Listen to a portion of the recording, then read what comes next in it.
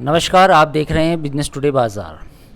El Nino के बाद अब सवाल ये उठ रहा है कि इस साल यानी कि जून और जुलाई में मॉनसून की तस्वीर कैसी रहेगी। ताज़ा रिपोर्ट क्या कहती है, मौसम विभाग और स्काईमेट का क्या अनुमान है, आज हम इस पर बात करेंगे। मेरे साथ मेरे सहयोगी हैं हर्ष वर्मा। पहला सवाल कि कुछ चिंताजनक रिपोर्ट्स आई हैं। कुछ ये कहा जा रहा है कि मानसून अगले 4 हफ्तों में ख़ास तौर पर उतना अच्छा नहीं रहेगा जितना कि पहले अनुमान था। तो सबसे पहले दर्शकों को ये बताइए कि रिपोर्ट क्या है और आने वाले 4 हफ्तों में क्या स्थिति रहने वाली है।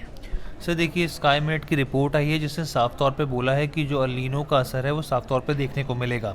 कायदे से देखा जाए तो 1 जून तक जो है मानसून दस्तक दे देता है केरल के तटीय इलाकों में, लेकिन अभी हमने देखा कि वो 8 तारीख को 9 तारीख तक पहुंचा है। तो इस तरीके की चीज़ें हम लोग देख रहे हैं कि लगातार जो और साथ में अल नीनो इसके साथ ही आया है, तो अल नीनो का इफेक्ट हम लोग साफ तौर पर देख रहे हैं।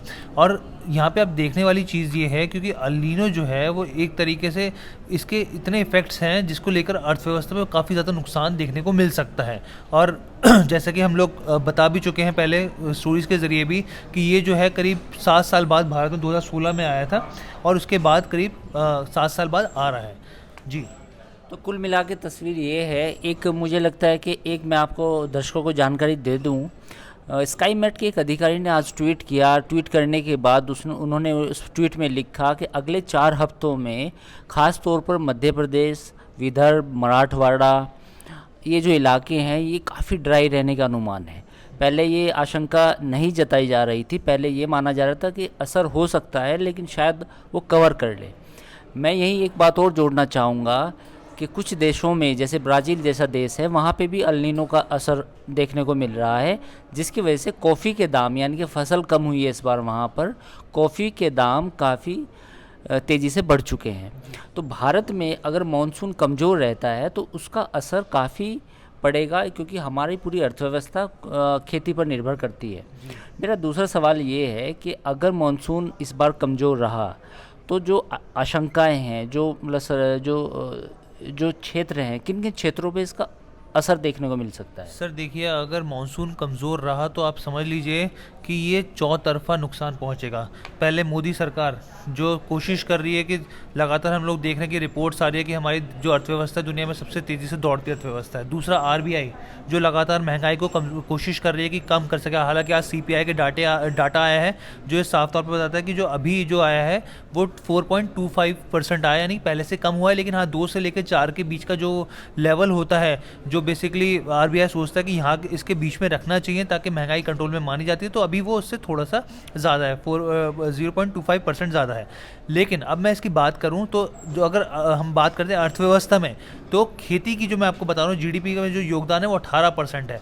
अगर बारिश नहीं होगी, क्योंकि देखिए क्या होता है, अल नीनो जो है वो बेसिकली प्रशांत महासागर में अगर आप देखें तो जो उसकी सतह होती है, सरफेस होती है, वहाँ पे एक तरह से गर्म हवाएं चलती हैं और उसका इफेक्ट क्या होता है, ड्रॉट आना, सूखा पड़ जाना, बारिश कम होना, यहाँ तक कि कई बार बाढ़ भी देखा जाता है। और जब बारिश कम होगी तो ऑब्वियस सी बात है कि हमारी खेती पर असर पड़ेगा, और खेती पर असर पड़ेगा तो 60% जो हमारे देश की आबादी है वो खेती पर निर्भर करती है। आप रूरल के हिसाब से समझिए, अगर आप कंपनी के लिहाज से समझना चाहें, जो 2 व्हीलर्स होते हैं सबसे ज़्यादा देश में बिकने वाले, टीवीज़ होते हैं, वो ग्रामीण इलाकों में बिकते हैं। यहाँ तक कि एफएमसीजी जो कंपनीज़ हैं अभी भी वो टेंशन में है क्योंकि इनकी जो डिमांड है अभी भी ग्रामीण इलाकों में सुधरी नहीं है।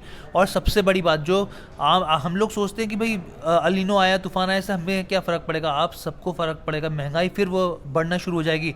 आरबीआई जो है, जो सबसे बड़ी आरबीआई जो टेंशन है कि आप सोच रहे हैं ब्याज दरें कब कम होगी, तो जो ब्याज दरों का जो असर है ना वो यहीं से शुरू होगा। अगर मान लीजिए ये नहीं हुआ और इसका इम्पैक्ट देखने को मिला तो फिर आप इस चीज़ को भूल जाइए कि ब्याज दरें आने वाले दिनों में कम हो सकती हैं। देखिए, आमतौर पे वैसे भी बाज़ार में ये माना जाता है कि जून से लेकर सितंबर का महीना काफ़ी संवेदनशील माना जाता है और उसकी वजह है मानसून।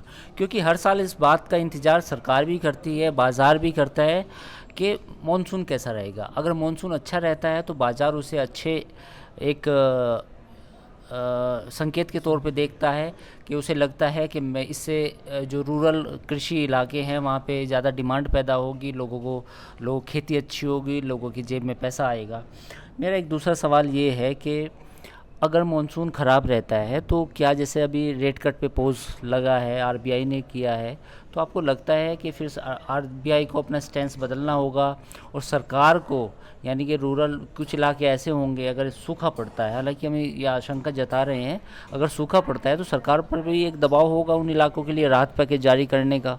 बिल्कुल सर, देखिए इस समय जो आप बता रहे थे जून से लेके जुलाई का देखा जाए तो यहाँ पे खरीफ फसलें उसकी पैदावार होती है और उसकी जो कटाई होती है वो अगस्त के बाद होती है। सितंबर से लेके सितंबर हाँ, का महीना काफ़ी महत्वपूर्ण माना जाता है। और ऐसे में अगर मान लीजिए ऐसे में सूखा पड़ जाए या बारिश उस हिसाब से जितनी ज़रूरत है उतनी ना हो तो इसका असर चौतरफा रहता है, 360 डिग्री रहता है।